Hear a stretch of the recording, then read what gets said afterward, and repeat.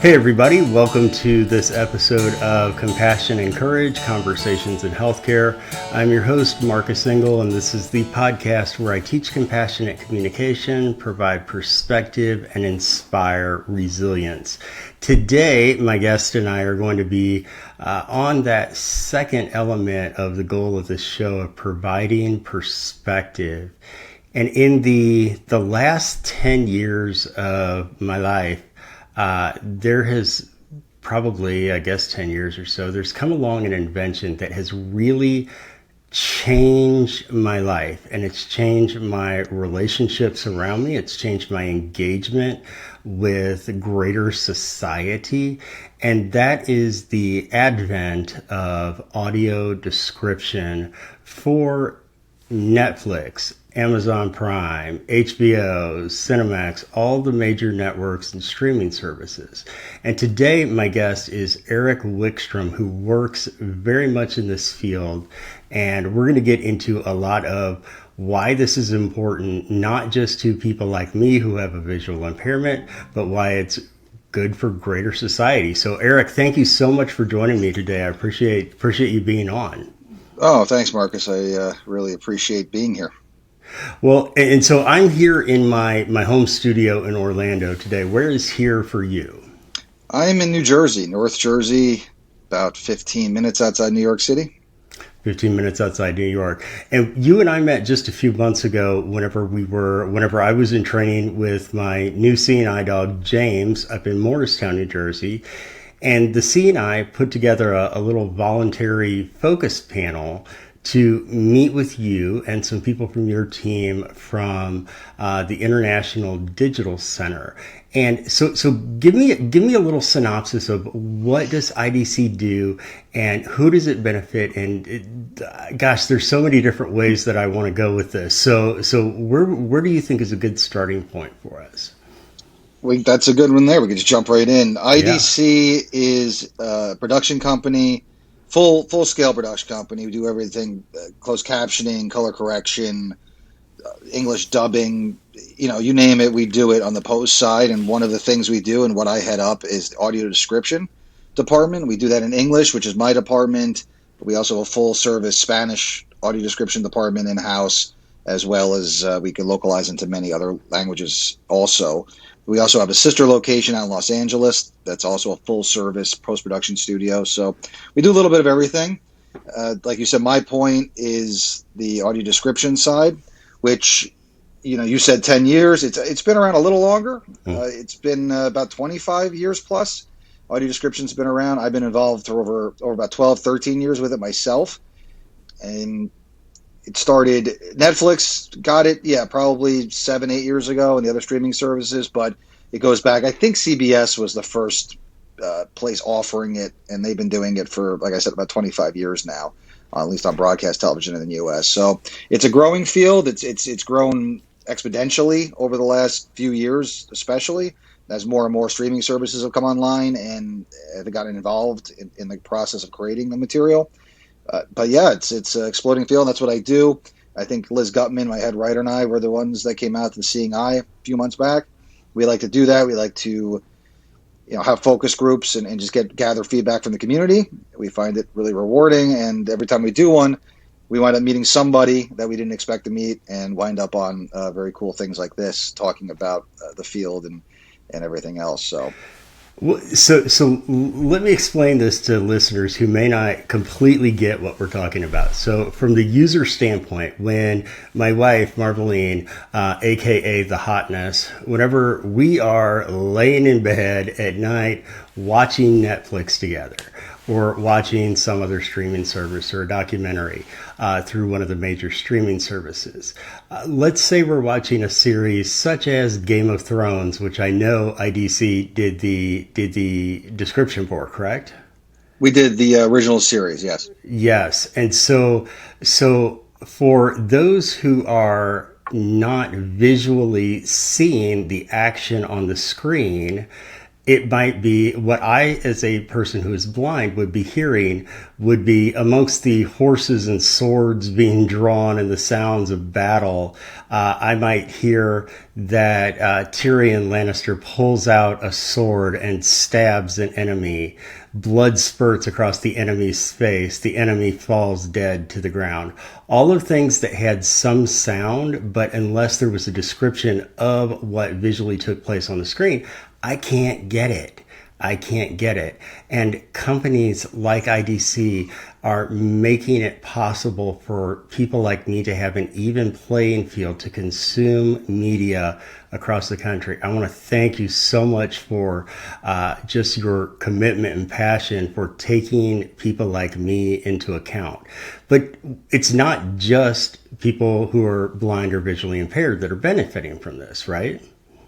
Oh, definitely not. And first of all, it's our pleasure. And by we I mean my team especially. I'm the head of the team, but the people working for me and with me are incredibly passionate and incredibly dedicated to the craft and improving it and elevating it and taking it in so many new and interesting directions, especially over the last few years that it wasn't going previous. So I just have a group of people around me that make me look incredibly good, much better than I probably deserve to. But the to your question, yes, there's many people use audio description now.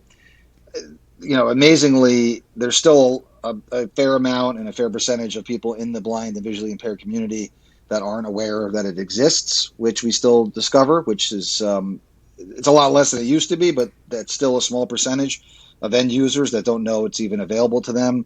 We've heard from many sighted folks over the years that they have found it and they are consuming it now.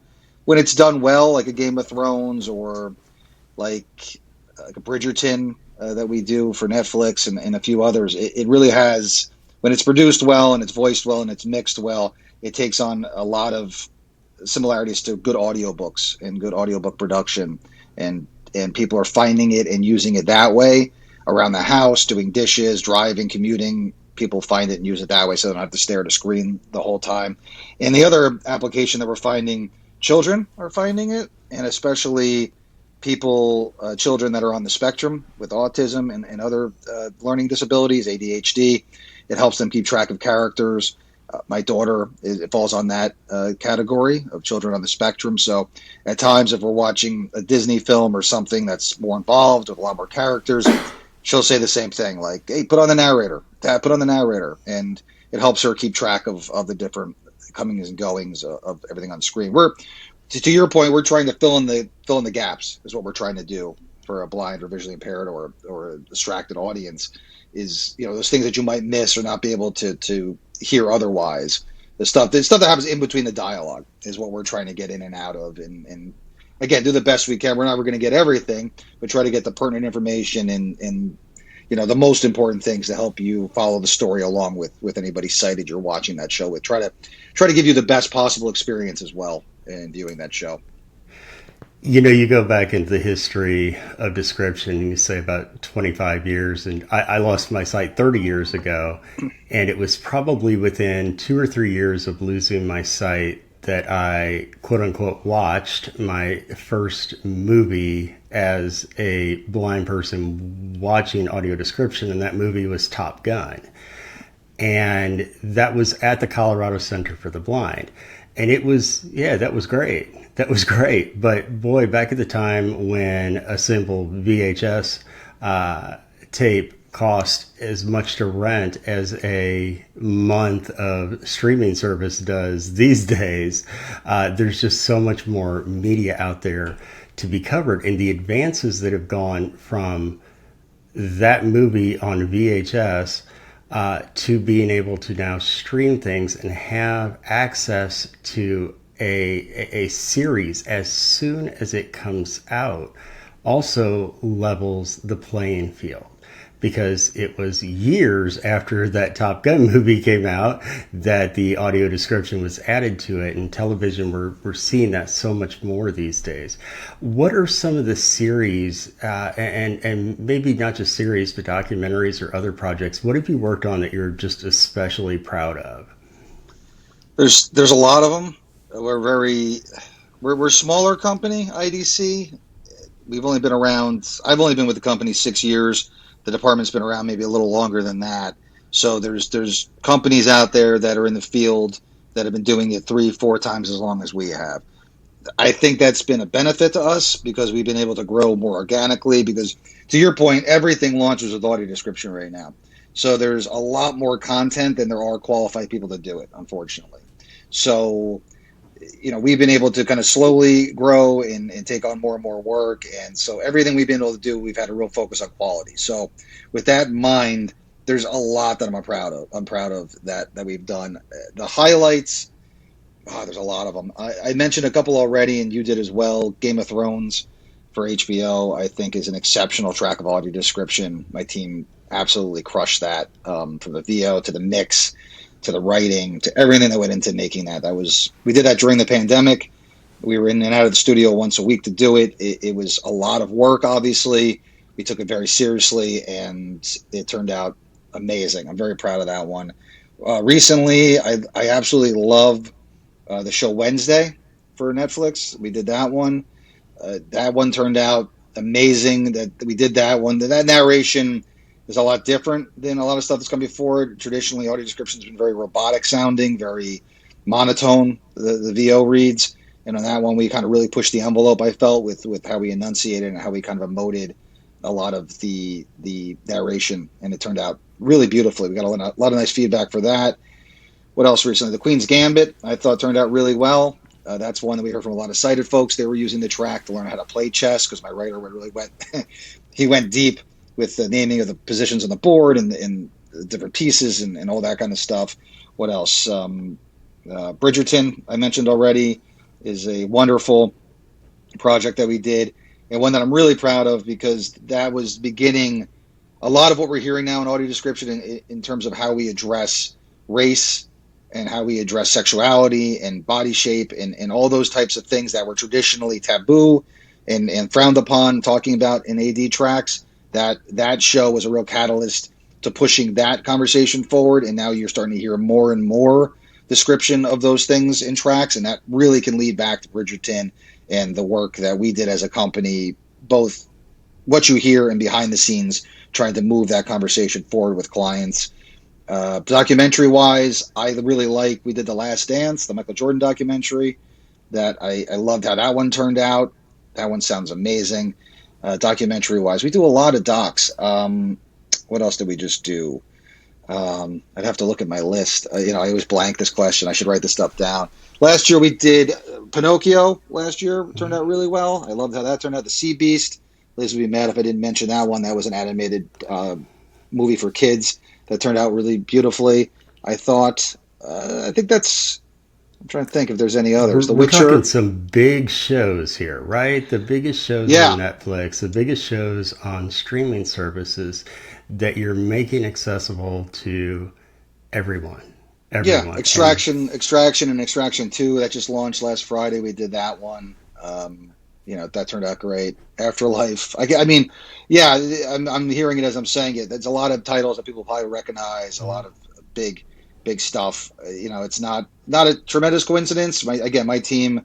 We did Squid Game. Squid Game's an exceptional track of audio description that we were involved in. My writer and my VO person and my audio engineer at the time did. The red light, green light sequence. People ask me sometimes, like, if I want to learn AD and what goes into creating great audio description, that's the scene I point them towards. Just that whole red light, green light. To your point before, Marcus, about the sound effects, and so you're going to hear everything. You're going to hear when that thing turns around, when the eyes shift, when the guns go off, when the heads, get hit with bullets and riddled. Like you hear every sound effect because we're not stepping on those things and we're letting that sound mix come through. So that whole sequence turned out really wonderfully. It's definitely a violent and disturbing show, and I would warn people on that if you're triggered by violence or extreme violence. It's a tough one, but it turned out really, really great. So, and again, we do hundreds of projects a year, and we're looking to do more as more countries now are coming online with AD and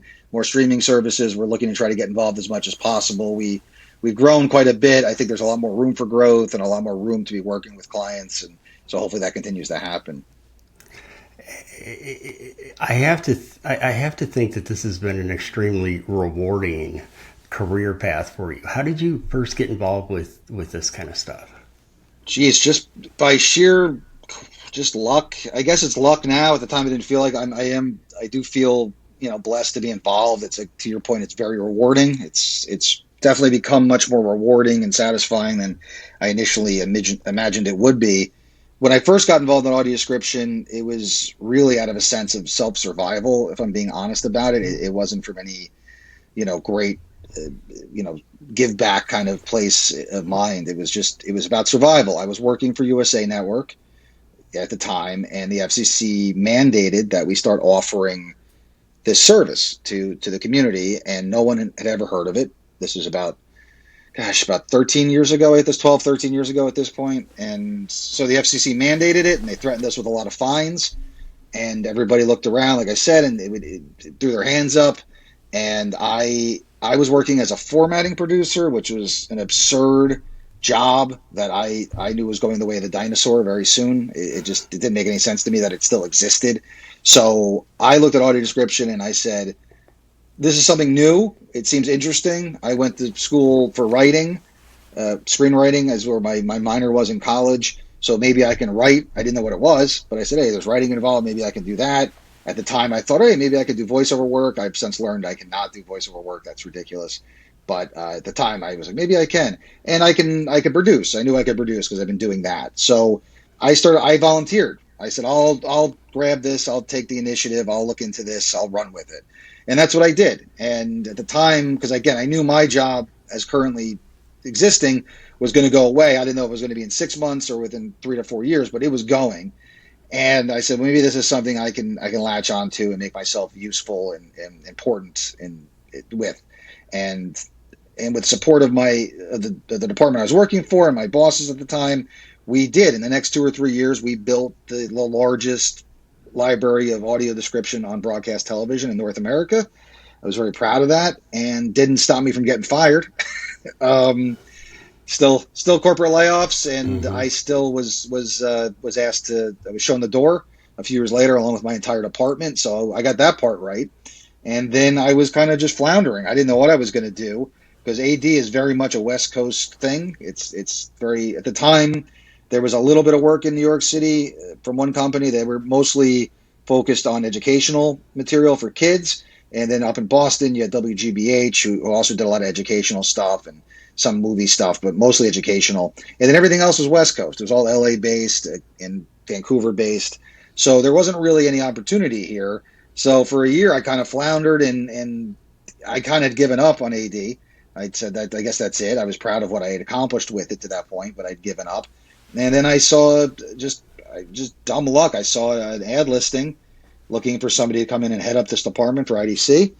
And I applied, and 3 months later they called me and brought me in, and that was it. I interviewed on a Friday.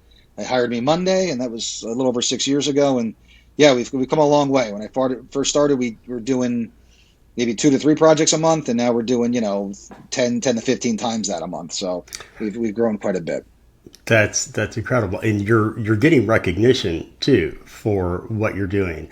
For those who don't know, in the world of folks who are blind and visually impaired, there's 2 main consumer groups, and the American Council of the Blind gave you a recognition last year, gave IDC a recognition, or not last year, but in the last couple of years, about the benefits of your work and for the quality of your work. I think that's bragging rights right there. Yeah, that was an amazing award. That was one of those one of those goals we had set. Me and again Liz Gutman, my head writer and my right hand person in this whole pursuit. She joined the team maybe a year after I got there, and after she joined the team, she and I really have run with this, and a lot of what we do as a department in terms of how we approach the writing and the quality and all that stuff, that leads back to Liz and the example she sets. And then again, I'm just very lucky. We were recognized as a department, and again, I get a lot of the attention for that because I do head the department. But it doesn't happen without Liz and Stephen Christopher, one of my writers, and Dakota Green, who wrote Game of Thrones and many other projects with us. The writing is the most important part of this entire process, and them, along with Betty Capone and Richie Pepio and Brandon Harrison and Katie Finn and a few other folks that have worked with us on and off over the last few years. That's why we've gotten the recognition we have. And then, of course, all the voiceover people and my audio engineers who are amazing as well. So it's a true team effort. And yeah, I get to look very good coming on talking about these things. But it's really that it's everybody behind me that's kind of propping me up to come out here and talk about these things. So I want to tell folks another thing that's so special about IDC.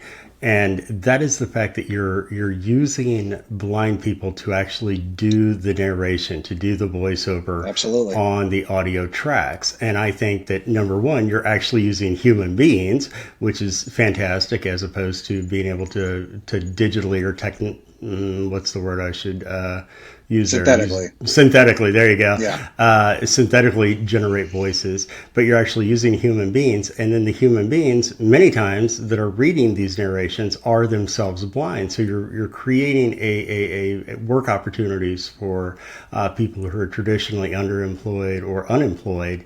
Yes. I think that's a beautiful thing too, that deserves a lot of recognition. Oh, I appreciate that. Again, we like hearing. I mean, obviously, I think it's underdone still. We do a lot of it. We would like to do more of it. The technology is catching up where we're able to do some more of it. And we would certainly like to see a lot of our competitors start doing it as well. They're slowly starting to follow the leader in this area. We'd like to see them do a lot more, especially the companies that are much bigger than us that do a lot more content every year. There's little excuse why they're not doing more. But it's not just voiceover.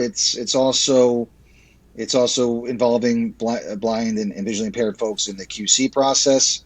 After we created the tracks to get feedback, it's focus grouping, like where we met, you and I, going out there and talking to people in the community and seeking out the feedback, both good and bad. Luckily, I think I joke a lot that we don't get a lot of bad feedback, luckily, but we do get some suggestions, let's call them, of things that we could do better, and we certainly want to hear that. And our whole thing is we're here to, the first thing I tell my team every day when we get up, it sounds a little cliche, but I say, how the question you ask yourself every day when we get up is, how are we best going to serve the community, the blind community today? That's how we approach every day. And if we do that, we're good. And to your point, that includes involving them in the process. So yeah, a few years ago, Liz and I said, right before the pandemic, we what are we going to do this year? And the thing we came up to was we want to start involving blind people as narrators. That's what we really want to get involved with. And started with Thomas Reed. He was the first one in, and he helped us to get the workflows going. And I think the last count, I think we're up to about 24 different blind and visually impaired narrators that we've worked with on tracks at this point. And the roster's growing. It's, we try to add a little bit to it every time. In addition to not only having blind folks on the VO roster, other thing that we try to concentrate on in a company that a lot of companies don't is making sure that we have a very diverse roster of voiceover talent. A lot of companies, it's a man and a woman, and that's their version of diversity, whereas we don't go that way. I think last year we worked with something like 55 or 56 different narrators on our projects, including the 24 blind and visually impaired narrators, because we want to make sure that we do a lot of varied content, and a lot of content that features people from different walks of life and stories, a lot of documentaries about different areas, politically and socially and economically. And we want to make sure we're representing that content with the proper voice as well. So, yeah, there's a lot that goes into what we do behind the scenes with voiceover, and the blind community is a big part of it, but certainly not the only focus we do with diversity on that end. I like what you said. You get up every day and you focus on the community that you're going to serve. And I mean, that is at its heart compassion. That is at its heart compassion. And so one of the questions that I always ask every guest is if you can share a narrative about a time that someone was there for you, or that you were there for another person, a time that someone has shown therapeutic, compassionate presence to you, or vice versa. Is there any story that particularly comes to mind when I ask that question? Yeah, absolutely. For me, that's kind of it's an easy one. It goes right to my daughter, who I mentioned before. My daughter was a micro preemie. She was born Mm. 11 weeks early, and she weighed all of about 2 pounds, and spent 67 days in the neonatal intensive care unit, NICU for short. And the nurses, the doctors were great, but the nurses, man, the nurses in NICU, I often say all the time, I've said this many times, I'm not the most spiritual, God fearing person. Let's just put it that way. But if there is a God above, I am 100% convinced that the nurses in NICUs across this country and in this world are doing their work. That I can tell you without question. So they are the most dedicated group of people. Um, just around the clock. I mean, my daughter needed, around the clock care, and not just to me, but my ex wife, my daughter's mother. The it's stressful. The parents and people that have gone through that experience, it's incredibly stressful. It's incredibly scary. It's incredibly challenging every step of the way. And the nurses, they're there the whole way with you. They hold your hand, they support you, they more importantly shoot you straight. I think doctors a lot of times are trying to protect and save, they're trying to protect their asses, so to speak, and they don't want to be too specific because they're not going to try to, this country, we've opened ourselves up to a lot of litigation from time to time. So doctors try to take a more roundabout, generalized approach to telling you what's going on in situations where I find nurses will shoot you a little more straight. When the doctor clears out, the nurse will tell you, okay, this is what's happening. This is the numbers. This is what we're looking for. They're a little bit more real, person to person that I find, and that's the way I like to deal with people directly and straightforward. So yeah, that's what comes to mind in that question is just that whole experience and everything we went through with it, and coming through it, and the support of the nurses, especially in NICU. And my daughter now is 10 years old, and she's the tallest one in her class, and she's beautiful and sweet and just incredibly smart, and keeps me on my toes for sure. And we're very blessed to have her. And again, that goes back to that whole experience and the people that helped us through that. I'm so glad. That was my first question was, how's she doing now? Oh, How's she doing now? 10-year-old kid sounds like she's doing you great.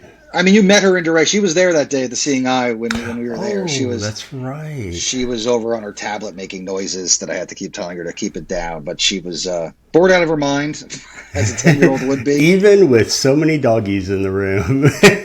Yeah, it's funny. She's not like I'm a huge dog. Like you got to keep me away from the dogs. Like every time we go someplace like that, Liz has to remind me like now you can't pet the dogs. You can't, they're working, and I'm like I know, and I've learned at this point. But afterwards, after you guys went and did your thing, we went and toured the kennels with Craig, and there was a lot of puppies, and that was fun. She enjoyed it. It was loud. She has some sensory issues because of the spectrum stuff, so they were very loud, the kennels. So I don't think she enjoyed that, but she definitely enjoyed some of the dogs and seeing them, and they were super cute. And yeah, I think overall she did all right. She definitely wasn't as any 10-year-old. I think she was a little bored, but she did all right.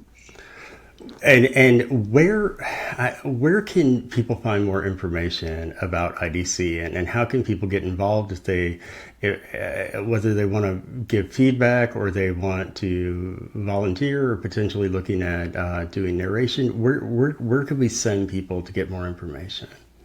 Well, you can find, we are not hiding, that's for sure. A lot of companies in this space, they don't, our name's on the track for a reason. We put our name on every track. We tell you who the narrator is. We tell you who wrote it. And so you can get to us and tell us if you liked it. That's great. But more importantly, if there's something we can do better, we want to hear that. So Liz and Dakota Green, Liz Gutman is my head writer. Dakota Green's my senior writer. He's been with me the longest, and I'm blessed with, I would argue, 3 to 4 of the best, top 10 writers in the world on my team. Stephen Christopher is also, I think, on LinkedIn. You can find any of us, but especially Liz and I on LinkedIn. Eric Wickstorm, like you said, is my name, Liz Gutman.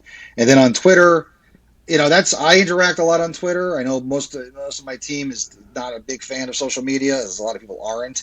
But I find with the community especially, there's a lot of blind users on Twitter versus some of the other platforms. So that's kind of where I navigated to. And you can find me there. My hashtag, I was looks up at IDC underscore ERIC. So at IDC underscore Eric. And then and then Liz, you can find the opposite at Liz underscore IDC. She, or there's a Liz G. Let me just look real quick. Yep, no, at Liz underscore IDC. You can find her on Twitter. And again, we're both pretty active on there. And then the website, if you want just, general information about, again, we do audio description in every language possible, but also anything else you need for post-production, you can find us at idcdigital.com. And through there, you can navigate to the contact page. And if you ever, send a message about audio description, it will filter to me directly. So any of those places, you can find us. And, again, come tell us what you're thinking and let us know how we're doing. Well, Eric, I can't thank you enough for being with me today and sharing your insight, sharing your talent and direction with people like me, and making things so much more fair and equitable across the spectrum of media consumption. And today, Eric, we're also going to make a big announcement. So thank you for being here for this. As many listeners know, we created a short film called The Drop, a dozen years ago or so.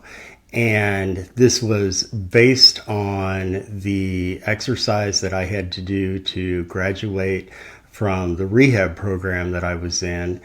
And whenever I met Eric, I said, we filmed this short film. It's called The Drop. It's 7 minutes long. It was won some awards for short film contests. The problem is up until when we first created this film, the idea of being able to have it audio described was something that we didn't even know was within our ability. And I couldn't even officially fully appreciate and understand the film made about my own story and my own narrative. And so whenever we met, I proposed this idea to Eric. I said, could you put the tracks to this? And next thing I know, this is showing up in my inbox. And today we are going to share that with the world. And we're going to, if you are listening via the podcast, you'll hear the audio track and you will, quote unquote, watch the drop just as though you had no sight. And this is all made possible by Eric's work and the work of IDC and similar companies that are out there making the world, like I said, a more just, equitable, and fair place to be for people with disabilities. So, Eric, thank you so much for being with me today, and I hope people reach out to you. And thank you for the time. And let's move into the drop now. Well, real quick, Marcus, before we go into the drop, again, thank you for letting us take part in telling that story. It's an amazing story, and we're all very impressed with everything you're doing and everything that you've done coming out of this story and this recovery. It's really inspiring in many ways. So we were thrilled to be a part of that. Liz Gutman wrote the script, who I mentioned earlier, for this, and then more excitingly for us, and again, what we were talking about before, a man by the name of Ren Leach is who you're going to hear as the narrator. Ren is members of one of our blind roster that we were talking about. So he is a fully blind narrator out of the Seattle area, and somebody who lost his sight later in life, such as yourself, and just started doing AD maybe a year and a half ago. I called him out of the blue. I saw him on Twitter that he did like commercial VO, and he said, hey, you want to try audio description? And he hadn't even thought he could do it. And we tried it, and it turned out, you'll hear him, he's fantastic. And again, he had never done AD before, started with me about a year and a half ago, and now he's done, dozens of things. And so, just reach out and we'll do some work. And again, I just want to thank you for letting us take part in it. And Lewis Fisher is the audio engineer who mixed this. So again, I get a lot of credit. I deserve very little of it. So thanks again. And we are so pleased with the way it came out. And I think, as I told you later in an email, I learned things about the film that I was intimately involved in that I never knew were there. Little That's details amazing. Like the goatee of the taxi driver, and there was an action that Marcus did in the cab that I had never known existed in the film before, that gives so much more of a robust overall story. And it's again, things that I simply was not even able to pick up on until just yesterday, right? Yeah, and I should point out too, one thing that I want to mention, and then I want to hear it, and everybody stop delaying hearing this. If you're listening and you are part of one of the areas we're trying to do more and more of at IDC is some nonprofit work, especially in audio description. So, if you're somebody listening that has a website that is a nonprofit base that you have videos on that you're looking to get described, we can probably help you out with that, and we could probably volunteer some time to help do that for you. We've done that with the Seeing Eye and some other organizations as well. So that's a big focus that we do as a company. Again, being smaller, I don't have a lot of corporate overlords. I don't have to ask a lot of permission. So if you have an organization or a group and you need some help and you don't have the finances to contract a company of our stature, reach out. I'm sure we could help figure something out and get something done for you. Awesome. Eric, thanks so much. And thanks, Marcus. Everyone, for all of what we've talked about. Now you get to see the real product right here and now.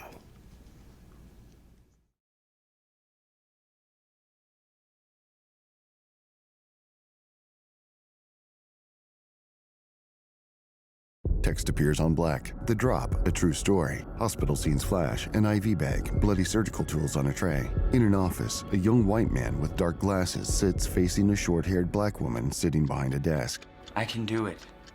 You know I can. This is an 18-month program. You've been here for 5. And in those 5, I've done more than most people who've been here a year and a half. The young man tenses, then relaxes. Look, my life's been on hold for over a year. Just let me do the drop. Just let me have my life back.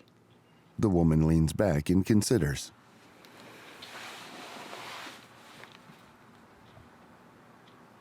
She takes off her glasses. Marcus, I want you to succeed, especially after all that you've been through. But this can be dangerous. Do you really know how tough this is? Do you? Outside, a black man with a goatee sits in the driver's seat of a car. You want me to do what? We know what we're doing. I mean, so this dude is like, Marcus sits in the back seat. Just do it. Here's the address. And do not tell him where he is. The woman addresses Marcus. Okay, Mark. You know the drill. You're on your own. Good luck. She steps back from the car, a yellow cab. In the back, Marcus lets out a deep breath and clenches his jaw. He gives a faint nod. The cab driver adjusts his rearview mirror. The most rigorous graduation requirement you will face is the drop. The cab makes a left turn. The driver glances in the rearview mirror. The cab moves along a highway. You will be driven to an unknown location and dropped off. There will be no one with you and no one following you. Ask no one where you are or where to go. The driver turns the radio dial. In the back, Marcus cocks his head, revealing a long scar on the right side of his jaw. Oh, dude, I love this song. This song rocks.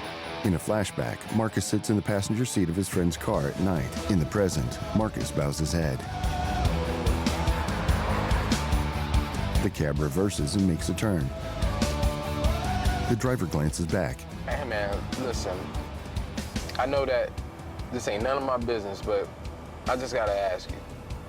Is this for real? I mean, what's really going on? I have to find my way back. It's to prove that I can be normal in the real world. Normal? Hey, man, ain't nothing normal about this. In a flashback, Marcus gets into a car with 3 friends. Smooth-faced and without his dark glasses, he smiles at a friend and pumps his fist. The car stops. Marcus stares. The scene goes black. Now, in the cab, Marcus turns his face to the window. Are we there yet? Well, that all depends. Do you feel lost? Because that lady told me to make sure that you was good and confused. Lord knows I am. The cab pulls over on a stretch of highway. Marcus stands on a walkway, alone, holding a white cane. He heads off to his right. In a flashback, a surgeon steps into a waiting room. Mr. and Mrs. Engel? Yes. Marcus's parents rise. Your son has been hurt very badly. We have him on a breathing tube right now. But his right leg is broken. Bone protrudes from a wound. He has a severed ear canal. And unfortunately, Marcus's jaw was shattered in the accident. Workers cut off his bloody clothes. Quite frankly, it's going to take years of recovery and rehab. But I gotta warn you, that's not the worst of it. Marcus is blind. Marcus lies unconscious, with bloody bandages around his head, covering his eyes. Now, Marcus strolls along a sidewalk, sweeping his cane from side to side in front of him. He carefully descends a set of concrete steps, holding a banister on his right. On a walkway, 3 men approach. Marcus stops and holds his body tight as they push past him. He walks along an overpass, trailing his left hand along a chain-link fence. He moves cautiously along cracked pavement, using his cane to feel his way forward. He moves through a walkway in an underpass. Graffiti covers the walls. He runs his hand along the wall on his left as he moves ahead.